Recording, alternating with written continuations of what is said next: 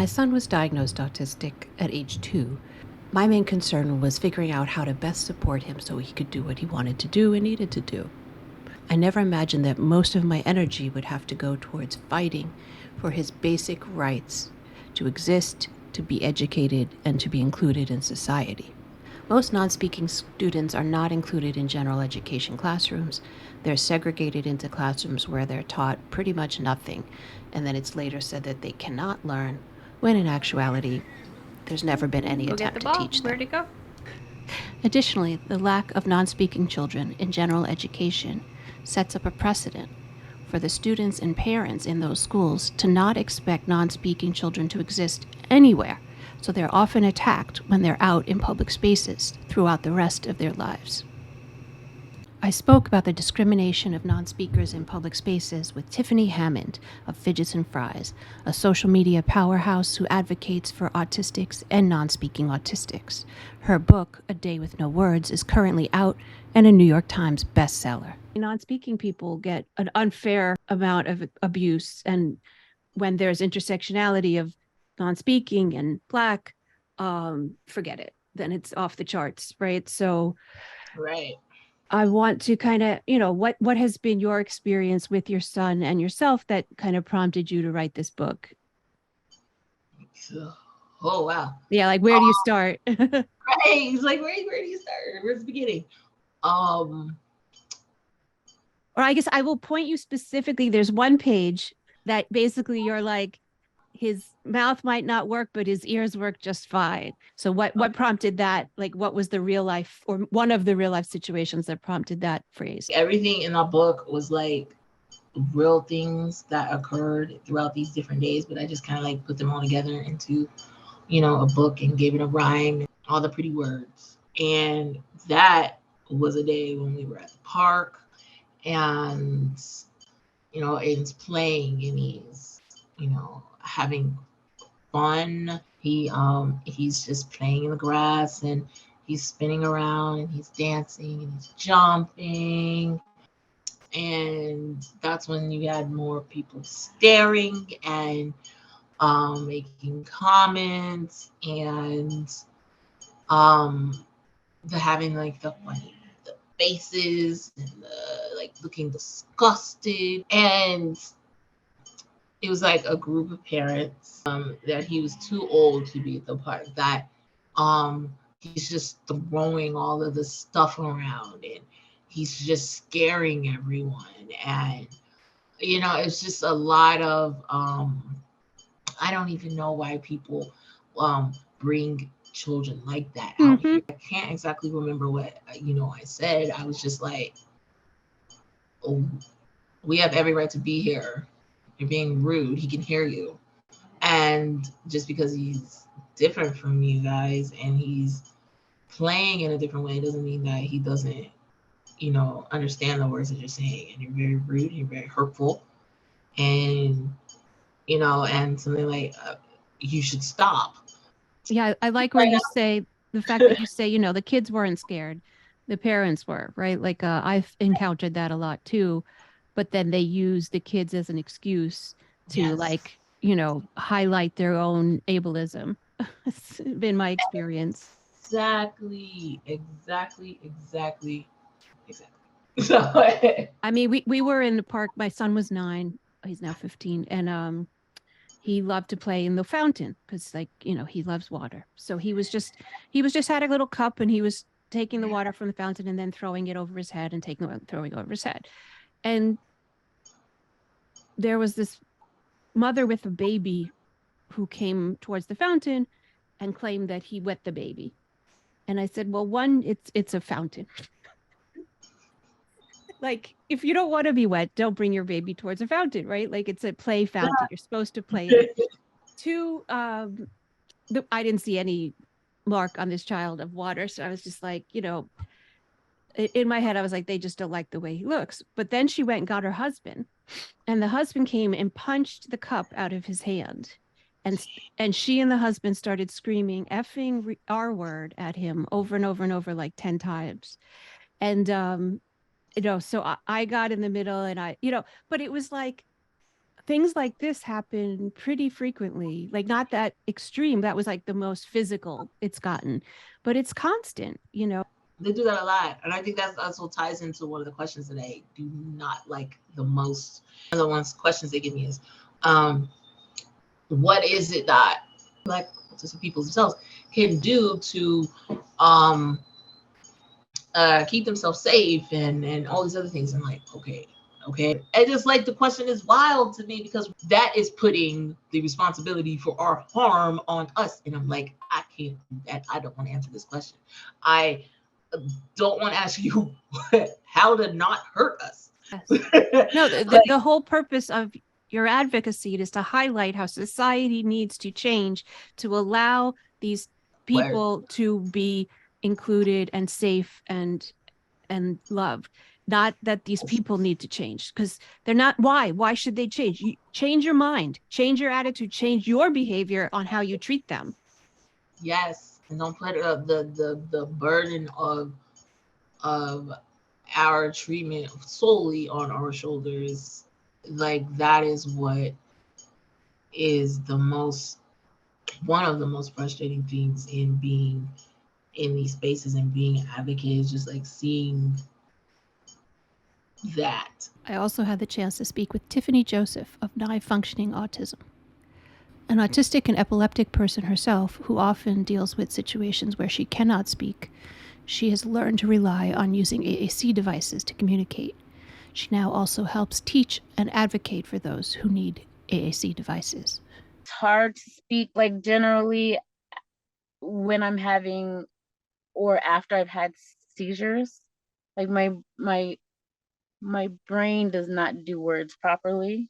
So I can just write it and go and just have it, just press a button and it will say what I need to say in a much better, more understandable way. But then I would find that people did not care to listen, or they did not, they would look at somebody with an AAC device as just somebody who's playing around. A lot of people think that when they see, so this is like for my kids, my students, when they see a child with a tablet, they automatically assume that child has a toy. They can take it away when they want. They can yell at the parents for a child having a tablet at a table, at any in any location. People feel free to judge parents whose children have tablets. They feel free to judge the child, and if it's an adult who's typing on a tablet, they think that adult is literally being rude and not paying attention to them. Like, if I look down to type, then I obviously don't care about the conversation that's going on. I can't remember how I got through that frustration when I could not communicate properly. Before social media and before the phone, I felt like I wasn't human before. I could not interact with people before. And now I'm like a human. Everything to me, the first thing I'm going to think about is safety. Okay, such and such is hurting me. Send that text. Post it on Facebook, whatever you have to do. Send a picture, send a video. For speakers, they can say so and so touched me. That's a very basic thing. And the way non-speakers have that availability or option is through their AAC apps. I also spoke with Mary Fashik of Upgrade Accessibility about her experiences with speech discrimination. And I do want to acknowledge, because I do have speech, that I do have some sort of privilege over those who are non-speaking. But I don't have the privilege of having a what society deems as normal speech. So there's a lot of prejudice And that prejudice started from a very early age, in schools and, being called all sorts of names and being mocked and bullied. And, because of my speech, even the woman who adopted me said to me, Mary, no one wants to hear you talk. So I internalized that. And the ironic part about that is that I became a very good observer. So that is the message I've always gotten, is, what's wrong with you? Why do you sound like that? And this is like constant. And now, over time, I have, told myself, well, this is how you sound. There's nothing wrong with how you sound, but growing up, going through speech therapy year after year after year, and my personal experience was it was torture, it was abuse, because you're being told that you're doing this wrong. This is wrong. You sound wrong. You carry that through your Yes. adolescence into your adult life. You carry that with you. I even went back to speech therapy in my 30s, and I regret doing that because it really made me think that something was horribly wrong with me. I understand that speech therapy can be helpful, but from my personal experience, it was nothing but emotional abuse. Let people exist in their body, let them exist the way they exist. If they don't communicate the way you used to, well, then that is a you problem and not a them problem. Allow people to exist the way they exist and the way they exist authentically. And I want to end with a quote that I have said before.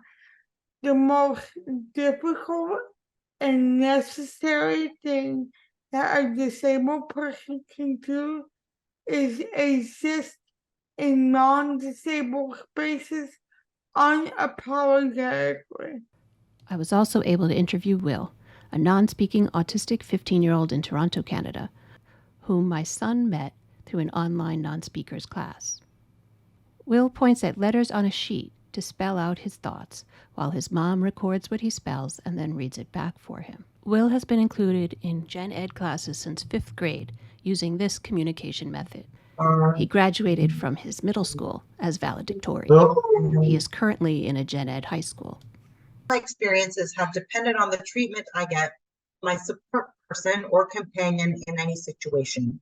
If they are respectful toward me, others are more likely to respect me too. If the person I'm with treats me like a non-thinking and non-feeling thing, then I can guarantee they are modeling this to everyone around who are looking to my support person for a lead on how to deal with me. What was the difference that you felt going from the segregated classroom to the general education classroom? S-I-L-E. Felt validated, but sad for the friends I left behind. If you had stayed in the segregated classroom, would your view of the future be brighter than it is having been in Gen Ed? O-M-A-N-O-W-A-Y. Oh, gee, no way. Really, I am still a little scared. Imagine what it would be like if I never got the chance to show my family who I am. They can try to plan with me for a future I can enjoy. I'd like to read you the article that Michael wrote for Anyway magazine, a magazine for tweens. Hi, I'm Michael, and I'm 15 years old, and I'm autistic, which for me means it is hard for me to speak, so I type to communicate. Unfortunately, people often think that when someone cannot speak, it means they're not intelligent. This is not true for me, and it can be frustrating to have people think that. My body does not always listen to what my mind tells it to do, so sometimes I am saying or doing things I do not mean to say or do. For example, I sometimes repeat a word that sounds good to me, like prosciutto, over and over again, and then people think I want prosciutto, when I just want to say the word. To be clear, I will never refuse prosciutto, but I just want to explain that my spoken words aren't as clear as my typed words. I call myself non-speaking and not nonverbal because I have words in my brain all the time. So I'm not nonverbal. It's just that I have a hard time getting them to come out of my mouth when I want them to. It's much easier to type them out. I am currently very interested in chemistry and astrobiology. I think it's fun to see different experiments produce unexpected results in lab work, and I'm interested in the universe because it tells us how it all began, how it will end, and what our place is in the grand scheme of things. I am also fascinated by the idea of what various alien biology might look like, as it would depend on the atmospheric and environmental conditions where the aliens grew up. I have done a lot of chemistry experiments with my father, who's a scientist. Some of my favorite ones included running electricity through a metal submerged in water and watching the liquid turn blue and then black as a result of a delayed reaction between the starch and the iodine. I look forward to studying more about these topics in high school and college, and possibly even graduate school. I belong to an online group of non-speaking autistics from around the world who type to communicate, and some of them are in science PhD programs, and I would like to do that someday as well. I like being homeschooled a lot because it's much less stressful than what I hear about going to school. I can do lots of work, but also rest when I need to. One of my favorite things to do every day is take long walks by the East River near our apartment in Astoria. Watching the waves is very soothing, and it helps me relax. I also love listening to friends speak to me, which doesn't happen very often. Many people tend to ignore me when I'm around, but there are a few who always say hello and tell me what is happening in their lives, and I appreciate them very much. I hope the world starts to understand non-speaking autistics a bit more, especially since everyone texts and emails to communicate these days, so they know how much easier it can be to type than to talk to someone. And if this helps to do that, that would make me very happy.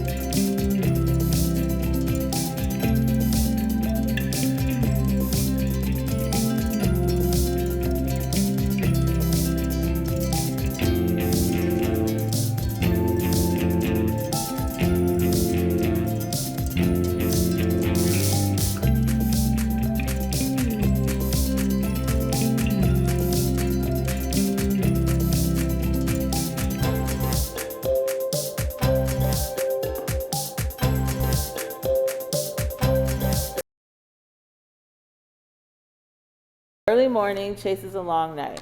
Mama pulls the curtains back to welcome the sunlight. My eyes squeeze shut. I'm not ready to get up, but I open my eyes. I reach for my tablet, look at the screen, tap yes on the app. My thoughts are now seen. I am surrounded by voices chattering away. It seems as if everyone has so much to say. Some people have big voices that feel like storms in my head. They thrash and they scream. Others have voices that are soft and smooth, like freshly whipped cream.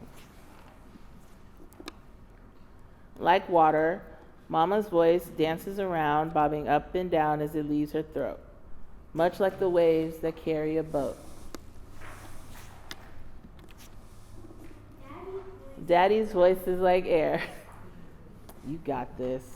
Soft as a light summer breeze that kisses my cheek, strong as the winds of hurricanes that abandon ships at sea. All these people around me, diverse and unique, I hear them all, but they do not hear me. I do not speak. I was born like this, no voice from my lips. I am autistic. I use a tablet to be heard, pushing buttons with pictures that speak my words.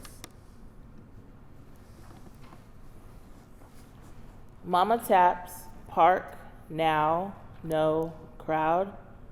I love the park and quickly tap yes. With no crowd, I'll feel less stress. Mama knew this, she always knows when I feel comfortable and when my anxiety grows. I do things many people do not understand. I like to stare through the parted fingers of my right hand. I comfort the trees with hugs when the sun disappears. I like to spin barefoot on soft grass after the rain clears.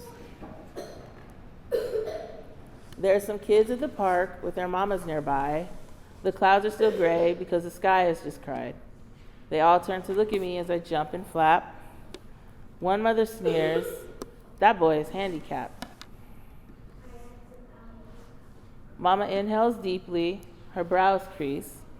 She closes her eyes, deep breath, release. Mama types quickly, her fingers a blur. The tablet she holds says her words. My son does not speak, but his ears work just fine. The words that you say go straight to his mind. Then Mama turns to me with a smile and taps on her screen. Wet grass, soft spin, shoes, socks off, bare skin.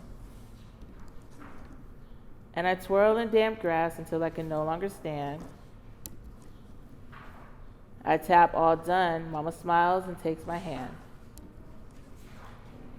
Mama turns on her tablet, looks at the cashier, smiles and then types, small fries, root beer. It takes him a moment, but then he pushes buttons too. Mama looks down at me, your turn, you choose. I tap my tablet quickly, I don't need time to decide. Chicken nuggets, orange soda, a large side of fries. Zayanda.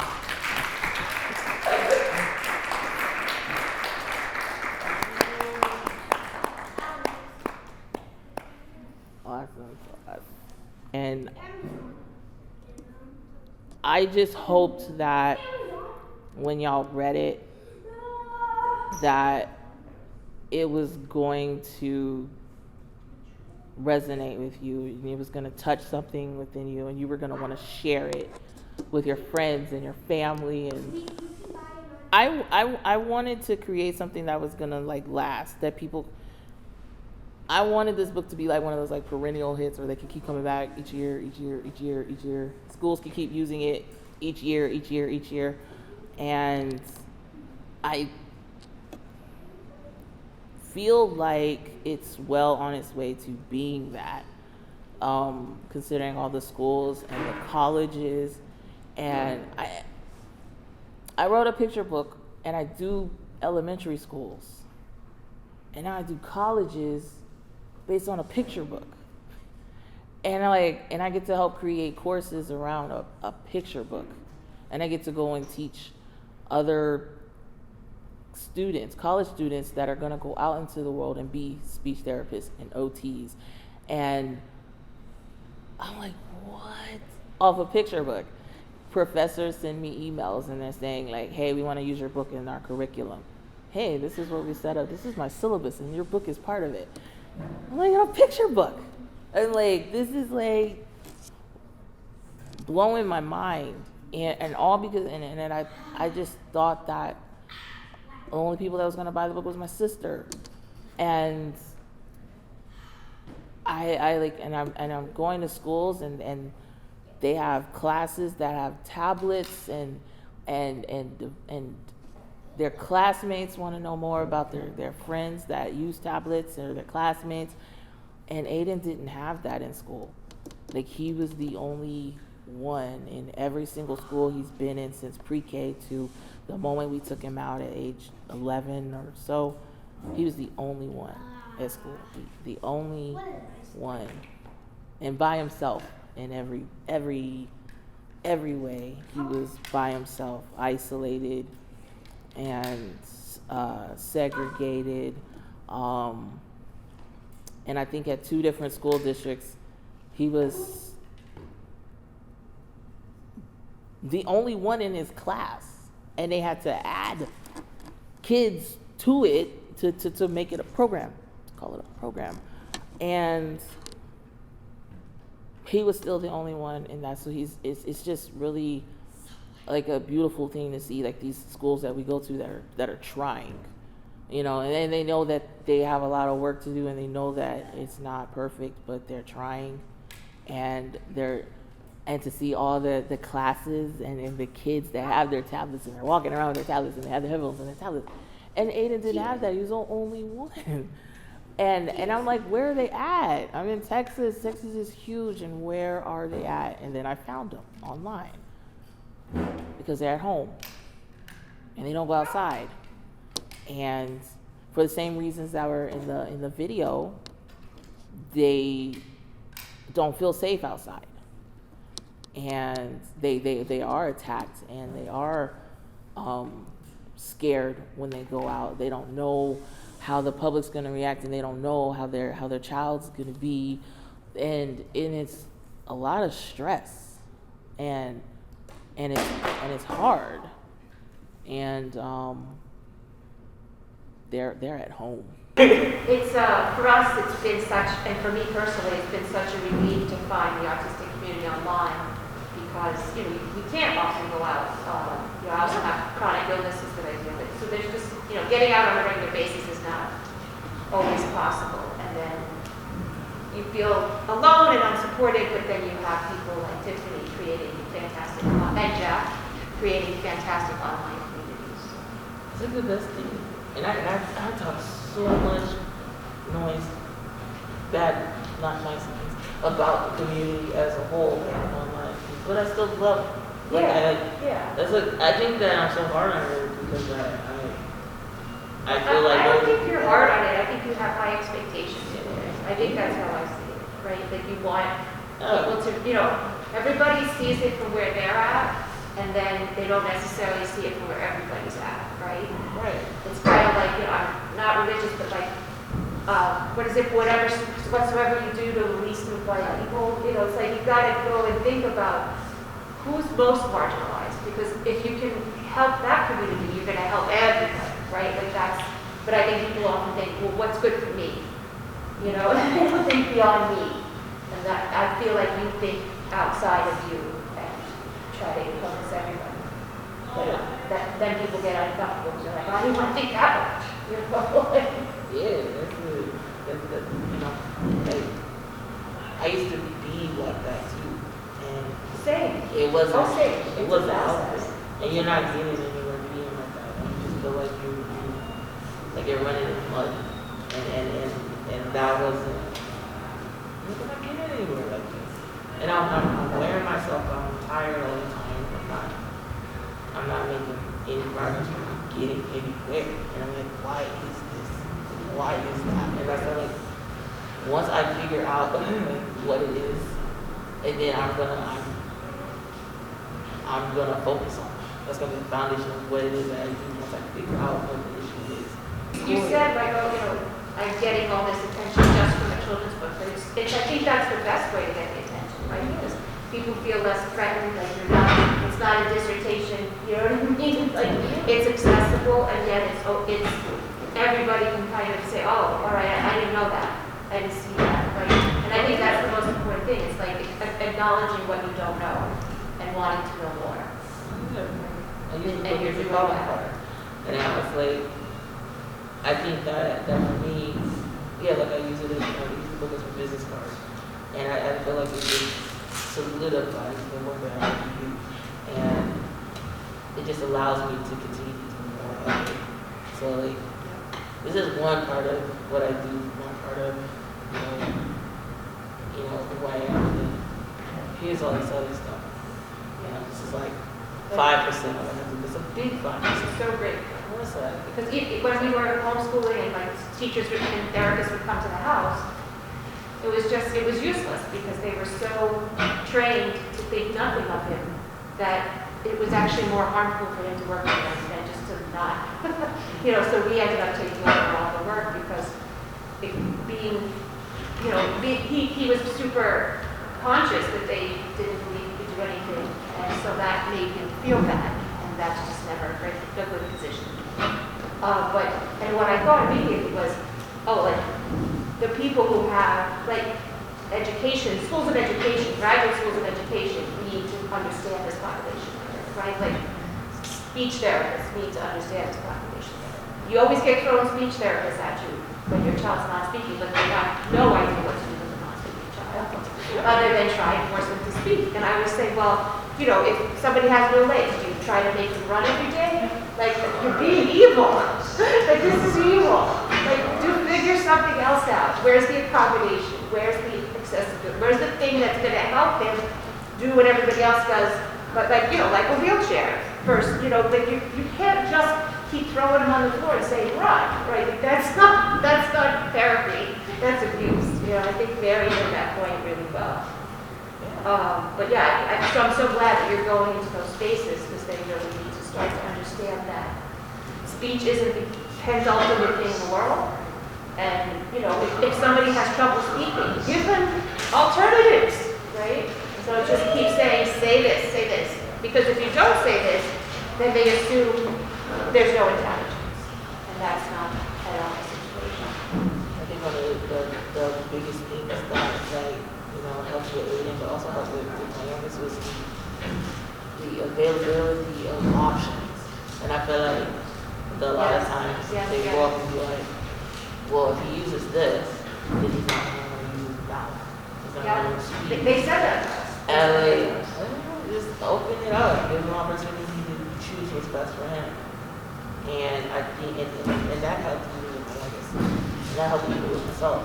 Yeah. So it's just like being able to have all these different ways that we can do something, we can pick and choose, and I feel like the choice is a powerful thing. And I feel like accommodation is really important. I was part of so I used to run in children's television, and a couple of years ago I was chosen to be part of like the Netflix cohort of disabled children's television creators, right? And the accommodations they offered me were things I never even thought of having, but it made being part of the program so much better for me and so much easier. But I never in my life would have thought to ask for this place because nobody's offering it, right? So being in the disability community more actively has made me kinder to myself. Like, oh yeah, I kind of need that accommodation, right? And I think if we all, we've been trained to try to be so perfect, everybody, that when you see someone not being perfect, you become harsh to them, even, you know, so it's like if we all just calm down a little, even about ourselves, we would help the disability community a great deal, because then, you know, if we do something odd, it doesn't, like, the world doesn't come crashing down, right? You know what I mean? It's like I have huge, I hate flying, huge phobia about it because I'm claustrophobic. Anyway, long story short, I flew after 9/11, and everyone on the plane was terrified. So the equal amount of fear made me very calm. Because like, everyone was freaking out, and I wasn't the only one freaking out. And so nobody like noticed, like nobody noticed me operating at a higher level of freak out than everyone else. But if on a regular basis they just accepted my higher level of freak out, I might not be so nervous. Do you know what I'm saying? Like just having like the community be like, hey, yeah, we get it. You're nervous. We're there sometimes too, right? Like it's all there. Would be helpful. Anyway, I digress, as I usually do. Thank you so much for being here today. So grateful to be here. I'm going to be talking, as you can see here, about just the importance of inclusion for students with disabilities. What does it really mean and look like? Why segregation, as we've already covered a little this morning, is harmful, and why we need to go, kind of a new topic in the world, beyond inclusion. I'm going to get to all of that. I'm really excited. But first of all, who am I? My name is Jack Catalano. I'm originally from Milwaukee, Wisconsin, where I grew up. I've been in New York City, living here for 11 years now, this July. And I taught for 10 years in District 75 here in New York City. Is anyone here, who's familiar with District 75 and what that is exactly? Okay, so the majority. All right, so just a little background as far as that. District 75 is the only district, as far as I know, in the entire world that is 100% a special education population of students. There's about 67 schools that are co-located all over the 5 boroughs, and services about just over 26,000 students with disabilities, primarily autism, throughout all 5 boroughs. So I taught at one of those schools for the first 10 years of my career. We have different ratios, if you're not familiar, or if you are. I taught high school, primarily 811 classes, and 611 classes, as well as at the transition level. So that means the ratio is 8 or 6 students to 1 teacher to then 1 paraprofessional. Usually we would have more paraprofessionals depending on the needs of the students and their IEPs.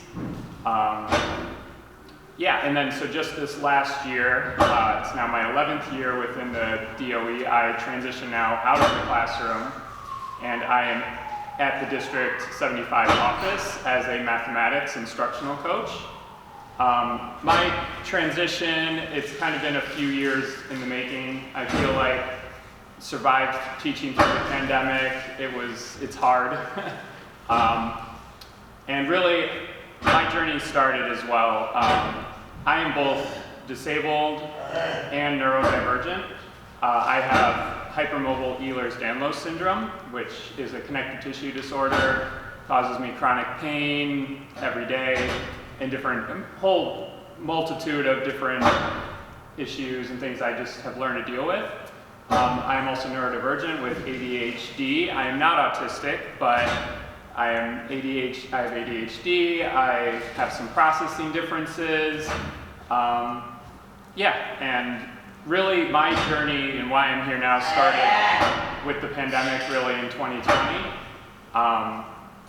And really once the world kind of shut down, literally about 3 days after lockdown, first day home, I decided to try and do some push-ups to relieve some anxiety, everything else, get some at home. I didn't know when I'd be going outside again.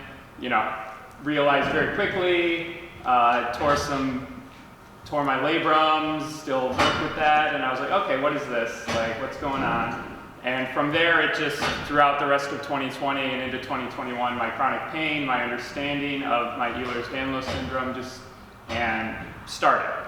And really at the same time as I was nursing my shoulders and rehab and physical therapy, I decided why not go for TikTok? Why not join teacher TikTok? I see everyone else, and from there, it just kind of, it's been a journey ever since. For me, I started just dabbling, figuring out a ton of imposter syndrome, a lot of fear that is forever there. It's navigating that in many ways. But I quickly found the disability side of TikTok, the actually autistic side of TikTok. I would, try and make funny little videos here and there, but that really, after a couple months, really turned to learning from the disability community, the autistic community. And over the years, I have been called out and called in the best of ways from those communities, and they've guided me. And I've been able to take so much of what I've learned in my advocacy ever since into my classroom, into how I interact, talk with, teach, let my students guide me. And it's been the greatest journey in the world ever since. I am eternally grateful for just, I hate to say I'm grateful for my chronic pain, my disability, but my own lived experiences now have shaped and opened my eyes to an entire new world that is underserved, underappreciated, and needs help and support, and that's really what is my own driving force in so many different ways. So I could talk about the topic of inclusion or students with disabilities for hours and days and everything else, but today I'm really just want to focus on inclusion. So I just like to start, as a district math coach, one of the reasons I wanted to get into, I'm going to come back to that in a second, is I saw at my school, I wanted to make change. I wanted to change the language, the practices, but that was only one school. I wanted to do more eventually. And now that I'm at the district, I get to go all 5 boroughs, meet with administrations, meet with schools and classroom teachers. And yes, I'm focused on better math instruction, making it more accessible, more neurodiversity affirming for our students who are autistic and have disabilities. And that gives me more of a voice compared to just being a teacher.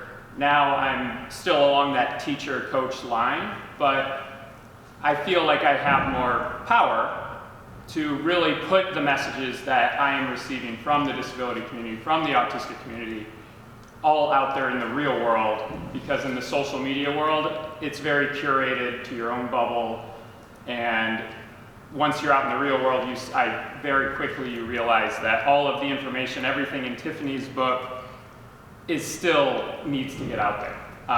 Most people, especially if you have no connection to the disability community, desperately needs all of that information, just the awareness and the acceptance.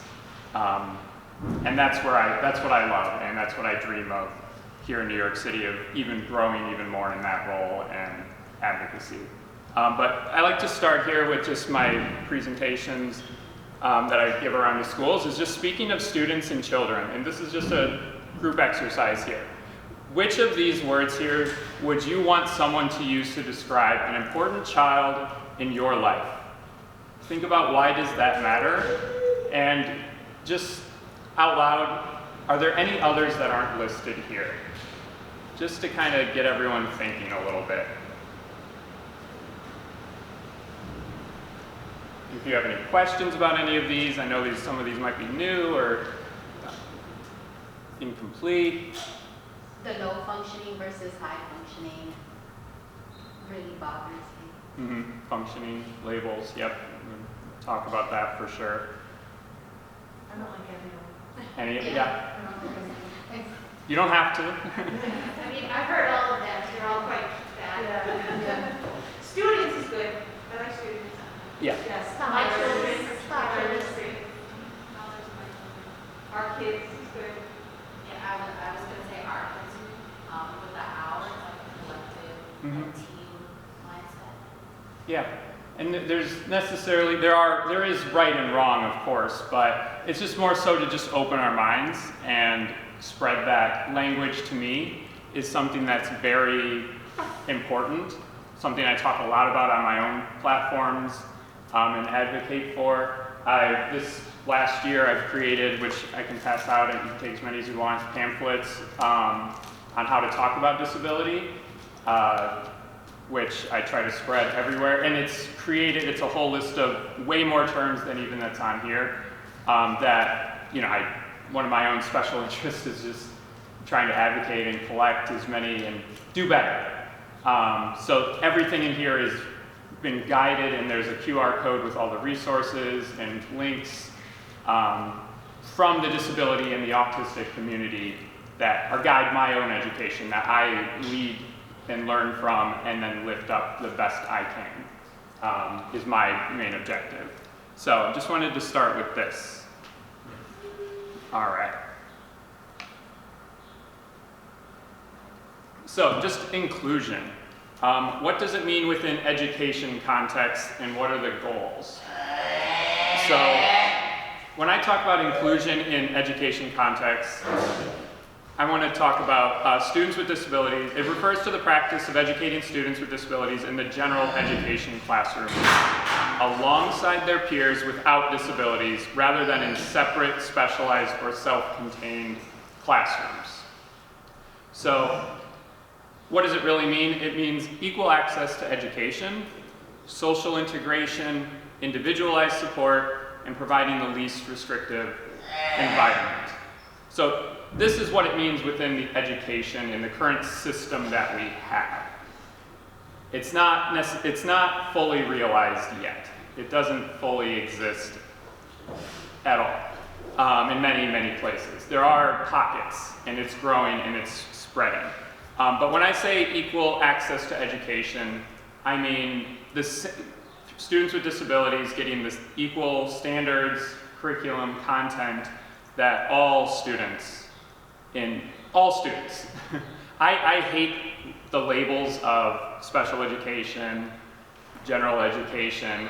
They're here right now. I very much try to, I hate the term special needs with all my heart, and then some, and I know the disability community shares that as well. But yeah, equal access to education is critical, and I'll talk more about that as we go. Social integration. We know very much that segregation has never really gone away. And I'll talk a little bit about the history and how that we thought with, the civil rights movement and integration with schools that fixed the problem. No, it's alive and well. And then individualized support. I'm gonna just further explain throughout this just what that looks like, what that means, and exactly define special education and what people get wrong about it, and then exactly what is a least restrictive environment.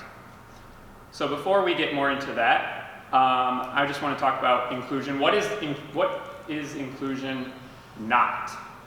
So first of all, inclusion is not a place. Just because we have autistic individuals in here doesn't mean we're being inclusive. Special education, when students might join or be included in gen ed classes, that doesn't mean that is an inclusive environment. It's not a place. Mainstreaming. Mainstreaming, so when you are mainstreaming students with disabilities into a general education classroom, it's not inclusion if they're not being fully integrated and given access in the same opportunities, the same services, and the same supports that they need to meet those expectations, to be able to follow along, to guide and gain the same practices and progress that I know we in this room believe that they can achieve and they deserve access to. It is not lowering standards. More often than not, I hear, okay, well, if you throw kids with disabilities into the gen ed classroom, they're just not going to learn. It's that can't mentality. And well, that's where then those services and supports and accommodations and everything that is a legal right needs to be implemented more so. Inclusion is not a one-size-fits-all. So that's just a huge caveat, is to remember that inclusion isn't just where we're in the same room, everyone gets the same thing, we're doing this together. No, it's that individualized, specific supports so everyone can have a level playing field. Inclusion is not part-time. This is something that we do in District 75, have classrooms, have situations which are called ICT, integrated co-teaching, where students have a special education classroom, but they also then are mainstreamed or spend most of the day going throughout a general education schedule in those classrooms. That's not inclusion. They call it that here in the city and around the country and the world, but it's not inclusion. And inclusion is not one and done. Just because you invite my kids and my students to, we co-located within the same school when I was a teacher. We had 3 schools in my building, and yes, we would try to collaborate and do as much as we can within the parameters of our school and guidelines, being separate schools in the same classroom, even though I was teaching in a self-contained or segregated classroom.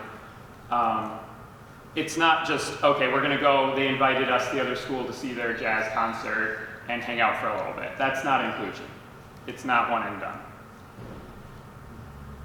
So I'm gonna break down a lot more of those a little bit more. And if anyone has questions or follow-ups throughout, just let me know. But first of all, self-contained settings.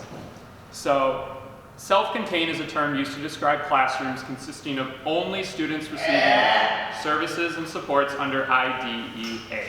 So the Individuals with Disabilities in Education Act. First of all, self-contained is just a really odd term. all classrooms are self-contained. And I don't think people really understand that. A third grade classroom has third graders. It's self-contained to third graders. All classrooms, you know, when you really think about it. There is an initiative finally here in the New York City public school system of reimagining special ed, of being more inclusive. It's got a long way to go. They just sent out for IEP guidance this year, which I love, and I'm really excited it's there. There's some things that are, because of regulations, still very backwards. And a language guide, which came out not long after, I was excited after I created my pamphlet, in one term that they redefine and reclassify, aka when you're in and writing IEPs, to no longer use the word self-contained, but instead it's now a special class. No, it's segregated class. You can't cover that up. But there's certain regulations, laws that I don't have enough information on how to change that quite yet, or you know, that it will take time. But we're moving in the right direction. And also, I just want to say, where did these self-containeds really come from, these classrooms? Why do we have so many? Why is this the norm and the expectation for so many of our students with the highest support needs in education? Well, really, it became more pervasive after No Child Left Behind became law, because it allowed for students to be a class for the purpose of testing. So there were federal laws that really led to that. But really, in reality, self-contained means excluded or segregated, because that's exactly what it is. Okay, my students, we spent all day, every day in my classroom. We weren't, even though we're right next door to a general education classroom and walking through the halls. As much as I loved it, and we do amazing work, I'm not here to, you know, crap on District 75 and our teachers and our students. They're amazing. I love my students. It's been so hard being out of the classroom, away from my students. It wasn't the students that pushed me out, and never pushes teachers out. It's the system, and systems don't change overnight. They take a long time, and it's about learning. It's about making those small changes, and we'll get more to that in a little bit. All right, but then, first of all, there's a lot of evidence and research on self-contained settings being harmful, but why are they still unchanged despite evidence that the inclusive placements are more beneficial by and large? So first of all, the perceptions of competence. One of the biggest things is and the biggest shifts is presuming competence. That is the buzzword, but it's really understanding what does that mean. We know more often than not, like we heard from Tiffany's book and conversation and discussion, especially for non-speaking autistic students, they're not looked at as, they're not valued at all. They're not looked at as whole, as competent. And I know from 10 years, more than that now, in the classroom teaching and working and learning from non-speaking autistic students, that couldn't be further from the truth. There's also economic and demographic stratification. So it's really just the classification and the different groups that we create economically and demographically that have led to this, led to the rise and the continued implementation of self-contained settings. And then just biases. Ableism is alive and well and rampant everywhere, especially in the education and special education world. I see it on social media, fights and arguments. I don't engage in that. It's not worth my time. I'm done debating and arguing with folks. I'm just gonna go around you, because there's no time for that. And then really teacher preparation and experience. That is a huge thing nationwide, worldwide. When students are included in the general education class, those general education teachers have no idea how to meet the expectations and the legal requirements of an IEP. The time frame doesn't allow for that.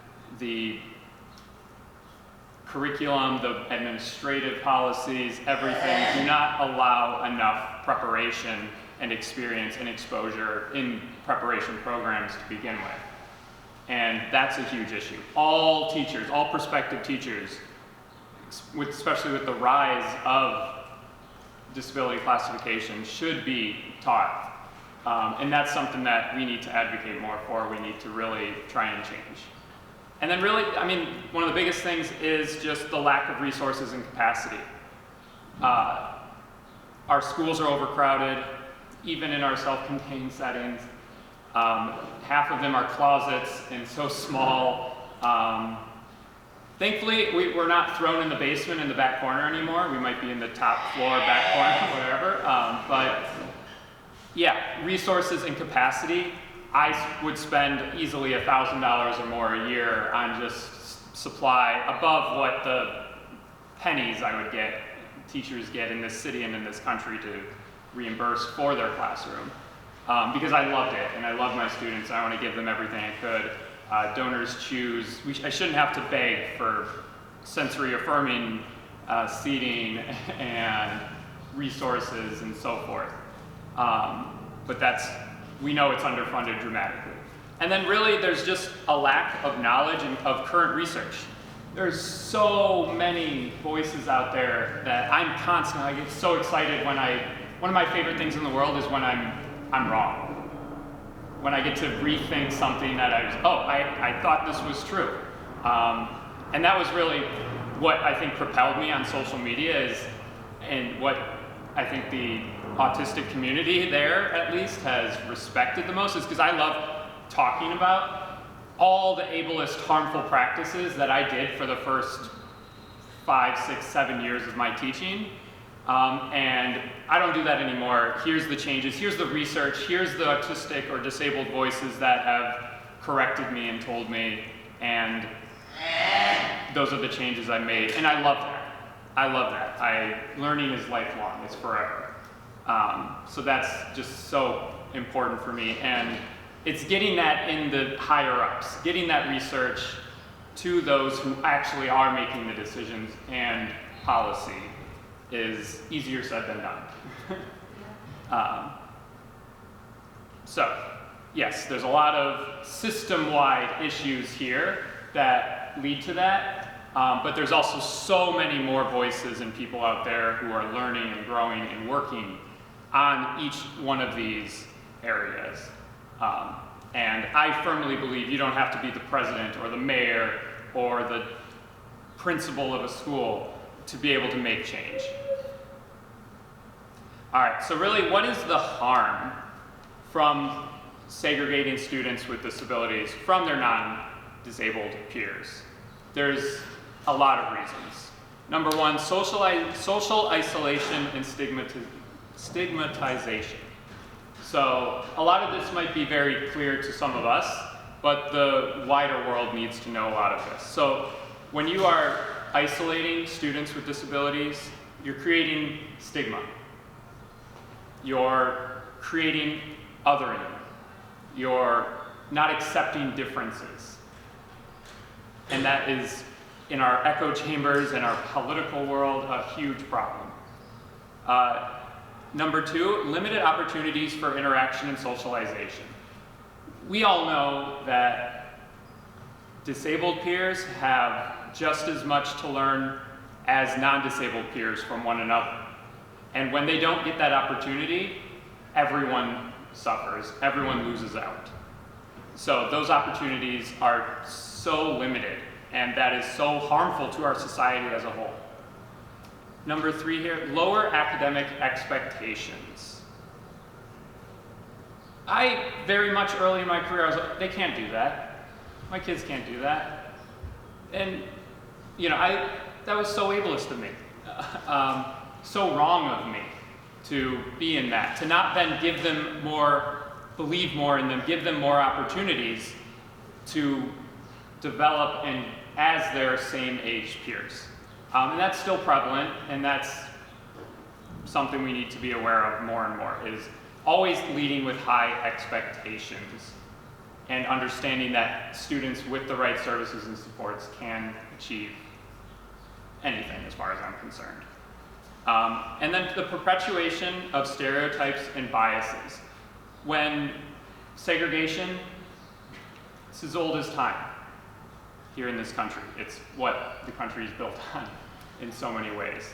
And we're still forever fighting. And me as a white, cis man, like I understand I'm the top of the hierarchy, the top of the patriarchy, as much as I am marginalized when it comes to my disability and my neurodivergence, that intersectionality doesn't affect me like it would someone who is non-speaking, or they are African American or Latino or Asian. I'm very aware of that. So we need to break down those stereotypes and biases as much as possible in every opportunity. And then when we segregate, we're just losing role models and peer support. And I'm not just saying role models where our students with disabilities are going to look up to non-disabled peers in the gen ed school. No, I'm saying that goes both ways.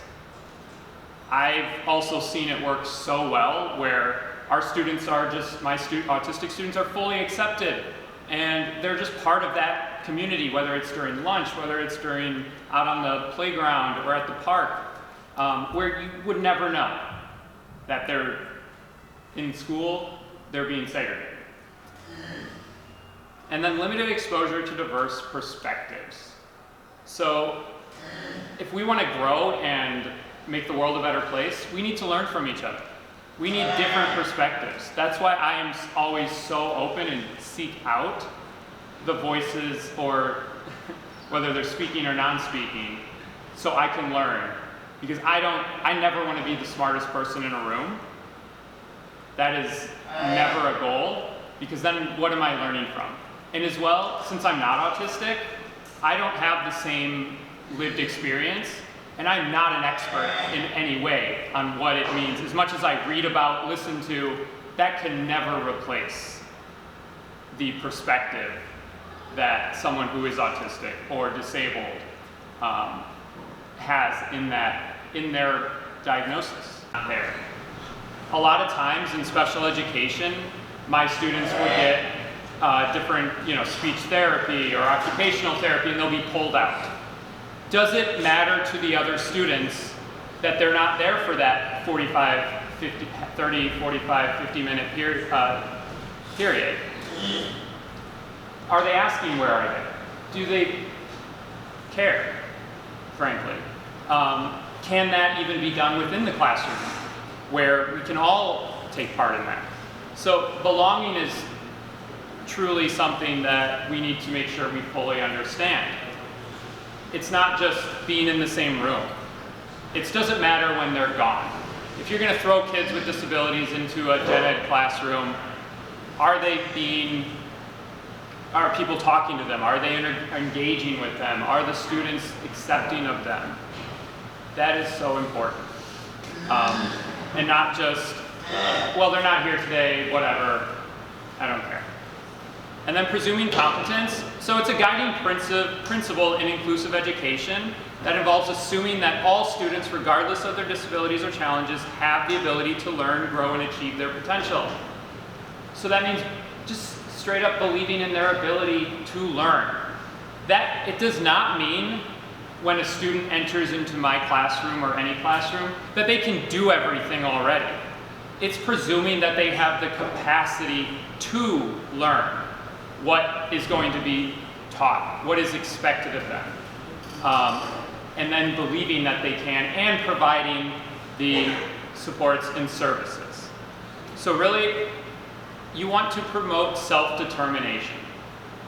You want to focus on strengths and avoiding they can't and focusing on what they can. So a big passion of mine is developing character skills and focusing on character strengths over necessarily always academic strengths. Science proves so much, especially at the kindergarten level, when teachers are focused on character development, even more than math or reading or science, that their projections for income will increase over their lifetime exponentially versus having less experienced teachers. And yeah, I've recently come along a lot of research and information about that. That is truly passionate for me. And I've worked on creating as well vocational assessments for students and teachers with writing the IEP process that are very much not just focused on the academics. Still, I'm not saying abandon the academics, but okay, if we're thinking about strengths, how do we talk about their character? How do we really recognize and capture strengths in a more holistic, real life approach? So as far as just presumed competence at all times is so important, and making sure people fully understand what that means. And then I have talked about it a little from the beginning, but use inclusive language. It does make a difference. Avoiding euphemisms for disabled, such as special needs, handicapped, differently abled, all of that. Where did those terms come from? Well, there's history to that that I'm not going to get to now, but yeah. So really, and one of the biggest things, and I know it's an ongoing debate, and I realize discussing and debating language doesn't change the systems and the policies as much, and some people will, even that I really respect and everything, we have very good conversations that, well, I know language is important to you, but we need to focus on the systems and the setups and the classrooms and the education, but it's all connected in my opinion. And really, I mean, here you see like, functioning labels are rather quickly, in my opinion, like disappearing, and even outside of the social media bubbles. But they're ableist, they're harmful, they're wrong, and I think a big thing is my students are autistic. I don't say the autistic community has made it very clear to me, and I know it's not shared 100% by all autistic individuals, but it's that identity first language is very much what the community has expressed to me as their overwhelming preference. So it's not someone has autism or they're with autism, they're autistic. And I know it's very much autistic spectrum disorder. I also just get to, disorder is a term and that I very much have been learning, and I have a whole presentation I can email or send to anyone if you really want to learn the history of disorder and the colonial, capitalist, white supremacist history and root of that term is very, very harmful and wrong, and we have a lot of work to do in that emerging field and advocacy to change. But yes, inclusive language is very important. And then just what I've learned from is normalized differences is such an important, and I'm talking from birth on. Got to start very early. You start by normalizing just physical differences. We have different eye colors. We have different noses, different skin colors, different heights, different shoe size with kids. They're all picking up the world. That is all those physical differences. It doesn't have to be some grand, scary thing to talk about differences. It can start very small. And then you go from there to normalizing brain differences. Neurodivergence has been around for a while. Until I went on social media and really, I didn't know what it was. It's just 4 years now. And I'm all about it and learning so much, but yeah, brain differences, we're more together than we are separate. And then it's so important to just teach kids early and often about diversity and disability awareness. My classroom library over the last few years has completely shifted, and when I say I spend a lot of money in my classroom, it's buying books, buying those children's books, including Tiffany's book, and so many others, by autistic or disabled writers and authors and creators, so my students can see their own representation, can learn, and then I can spread that elsewhere as well. And then highlight role models is such an important thing. Promoting peer interactions, celebrating uniqueness. I love to celebrate whatever my students' special interests are, whatever they want to share. I'm always going to give them a platform or an opportunity because it's unique. I love it. They love it. They're the experts on whatever they're interested in. And then it's so important to just address with kids and students misconceptions and biases. Really just label those as they are. And then you want to lead by example. And leading by example isn't always just what I'm doing now, speaking, being the one with the microphone.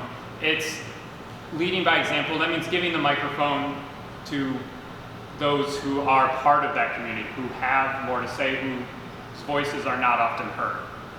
And that can be done in so many different ways, through books, through social media, through engagement, so many different ways. And something I'm, some people say I'm very radical about, but that's what we need in the world, is to really truly reimagine special education. The number one shift that I've had is that, in the last several years, is that special education is not a place. And the world doesn't understand that, doesn't know that, doesn't think that way. Special education, what is special education? And I implore you to call it out at all times. Special education is services, supports, and specially designed instruction. That's what it is. It's not a place. It's not a separate place where students with disabilities are going to be able to do whatever they want. And then accommodations, recognizing that accommodations are a legal and human right. They level the playing field and they are not an unfair advantage. And from there, I'm very much into all teachers, general education teachers, special education teachers need a whole new education on universal design for learning. And from there, we really need to just redesign classrooms and schools with accessibility in mind from the ground up. That is so important. Right now, most of our classrooms look like very drab, unfortunate rooms, and that's not great. Thank you, Tiffany. I would stay longer with 87. Oh no, we understand completely. Thank you for all you do. Thank you, thank you, thank you, and good luck on your journey. Do we want to start to take questions? Oh yeah, I just got a couple more things, and then I'll be done, all right? And last but not least here, we need to go beyond inclusion. So this is a big mindset shift that I'm working on as well. So inclusion means that we are trying to fit kids into places that they originally didn't belong. Places that weren't created for them. When you think about, oh, let's include the special ed kids, the students with disabilities. Well, why are we? Because it wasn't designed, it wasn't built for them. They never belonged there to begin with. So that's really when we go beyond inclusion, we need to redesign, build spaces from the ground up that have accessibility and access for students with disabilities in mind from the beginning. Then we don't need inclusion. We can get rid of inclusion altogether because it's just everyone's included. Everyone's already there. And then it's thinking outside the box. It's how do we create spaces for children, all children, disabled, non-disabled, so everyone is part of that community to begin with. And then it's a lot of this is very much a pipe dream that I believe can and over time in many ways will be achieved. But we need to build spaces, schools, communities where the most marginalized children are thought of. So their needs are considered in creating these spaces so they can be a part of it to begin with. That is so important. So, one of my passions the last year teaching was to make my room as neurodiversity affirming as possible. All the flexible seating, if my students want to stand at a standing desk or sit on the floor and do their work or spin in a chair or bounce, whatever it was, I'm going to give them that opportunity. If they need fidgets, I'm not going to hold restrictions on that. Of course, I'm going to make sure everyone's safe and appropriate, but engagement can look like a million different things. And it's not sitting in rows and looking at me. That's not what my classroom is like. That's not what I want for any classroom anymore. So redesigning spaces, and that is so important. All right, so really just from inclusion to in conclusion, it's true that when you know better, you do better. And together, I think we all can be leaders at the forefront of a movement that uplifts and leaves a more inclusive future for neurodivergent and disabled children. So an impact that really challenges our ableist society and our own ableist views to no longer segregate and look down upon individuals with disabilities for simply being their perfectly authentic selves. Change takes time. Learning is lifelong. Thank you all so much. I really appreciate it.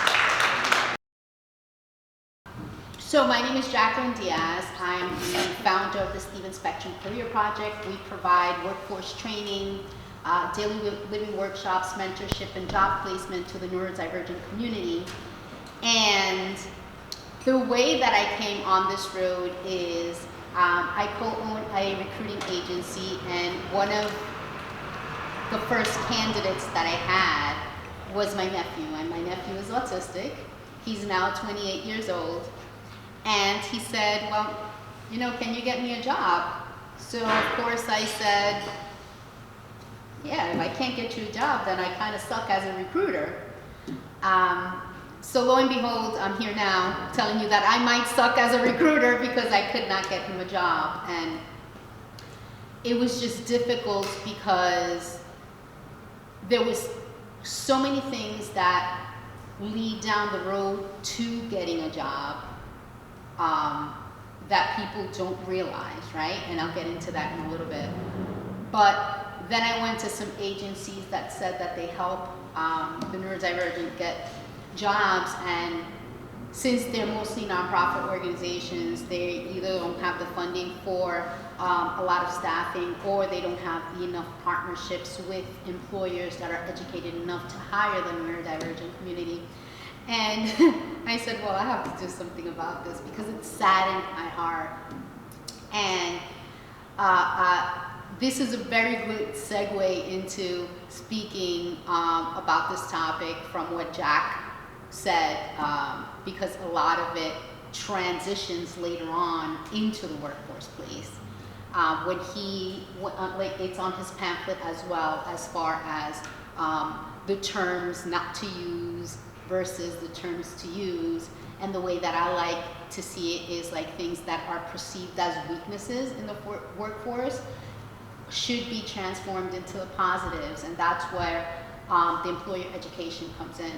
So since we don't have the PowerPoint presentation, right, let's just kind of like dive into what that means, neurodivergent friendly workplaces. And if you really think about it, I want you to think right now, where do you think it all begins? A neurodivergent workplace. Where do you think it begins? Yeah, it really does, but Within the workplace? within the workplace. Like before you, so when you think about working for someone, right? Let's say you just say, I'm leaving tomorrow and I'm gonna go work for someone. Where do you think that begins? Knowing that you're going to be in a neurodivergent workplace.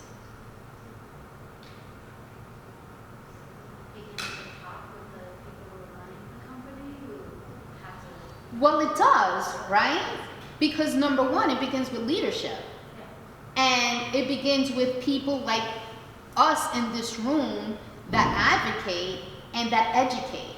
So they need that educational piece as to what it means to have a neurodivergent friendly workforce and what are the accommodations that need to be in place. And I say what accommodations need to be in place because not everybody should, if they don't want to, say that they're neurodivergent. If you want to go into a job tomorrow, you shouldn't have to say it. Those accommodations should be in place. But let's start from the top, right? So there's been times in my life, right, that you're out of work and you either, I'm aging myself, but see the newspaper for a job ad, right? Or now you see it on, on the computer. And how many people like job descriptions here? Kind of suck, right? Now imagine being neurotypical, like I'm a neurotypical, and I see this and it's frustrating for me. Now how frustrating is it for a neurodivergent? My nephew used to go through these ads and he's like, what? I don't know if I can do this. Because if I'm a neurotypical, I don't know if I can do it because I really don't know what you're asking for. They're very long, they're wordy, the wordy that's there is not inclusive at all. So let's say, for example, excellent communication skills.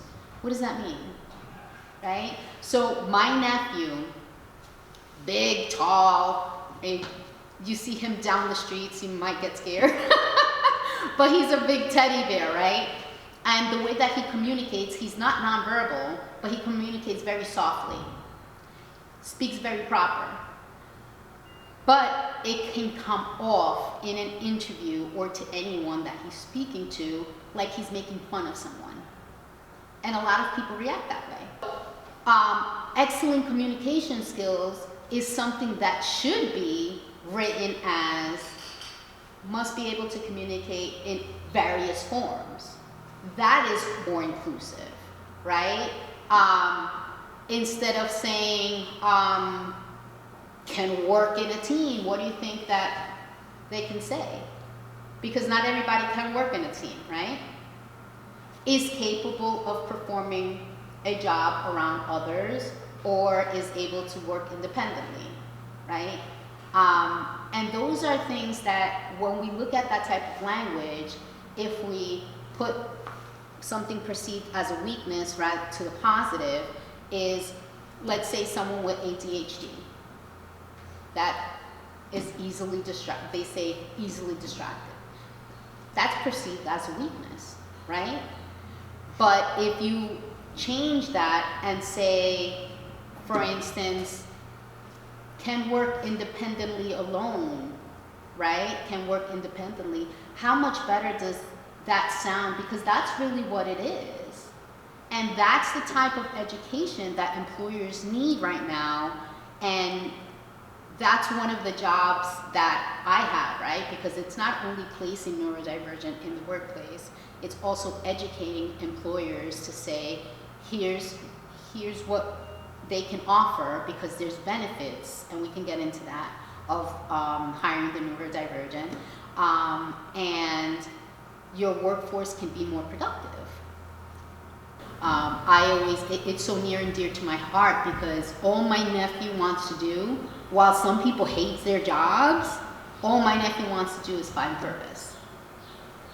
So update on him, he's Steven, right, by the way, named after him, but update on him, he's in Saratoga Springs, he's doing some painting, so he loves painting, and his best friend is his dog Courtney. So of course, he is working, walking dogs, and sometimes volunteering at a shelter. So yeah, so that's the update on him.